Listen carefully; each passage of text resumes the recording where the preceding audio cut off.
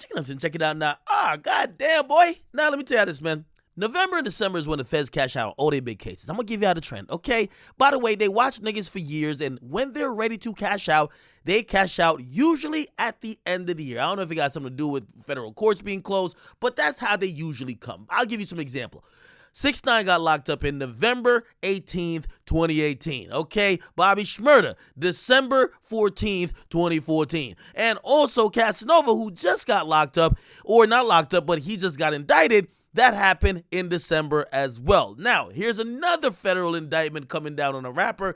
This time it's G Herbo. It's coming down in the Massachusetts court, and they're claiming my man G Herbo is a scammer, okay? Now, they're claiming that his lifestyle that you see on Instagram that supposedly was funded by rap, or that's what we thought. They're saying no. Him and his homies had stolen credit cards, buying a bunch of ish and flexing and living it up, and people thought it was rap money. Now, by the way, let me tell you this, man. It is pretty frequent, and I'm not speaking about G Herbo. I don't know about his situation, but it's frequent when rappers come from a certain environment. They keep certain individuals around them, and sometimes people, I don't want to call it money laundering, but you mix the dirty money with the clean, and hopefully it just all look clean, okay? That's just how it goes. So what will happen is somebody getting drugs, he'll kind of spend some of his money like funding the studio time, this, that, and third, and you kind of mix it in. By the end of the day, it looks like niggas pay taxes, all that stuff is good. However, this is what the feds are saying about G Herbo, because I'm going to tell y'all off rip, I don't think this is G Herbo's fault. I think it's his man's fault. Now, according to the federal complaint, for years, G Herbo has been booking private flights with stolen credit cards. Now, he's not doing it directly, but his right-hand man is doing it, or like somebody close to him is doing it, because he also gets on the flight. But he ain't the one calling a jet company saying, yo, let's book this with this fake credit card or stolen credit card.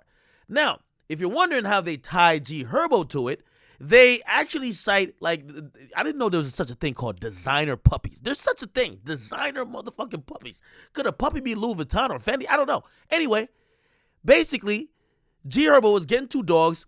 His man's trying to pay for it. His man's, again, obviously, you're not going to have a rapper do everything himself. They have a lot of people around him. His man said, yo, I'm paying for these 2 designer dogs. And the company basically said, yo, this credit card don't really look right. And whose card is this? They basically said, bro, stop asking all that question. Yo, I work with G Herbo. I'm doing it for him. And that's how it goes when you're working with someone as a star. You order stuff with a business card or whatever it is. Now, G Herbo supposedly messaged the guy or messaged the company to say, yo, that's my peoples, you can fuck with him. And apparently they have message from the person who was doing the fraud, like the guy they referred to him as Strong. They have messages from him to G Herbo telling G Herbo to hit the people up and basically co-sign for him.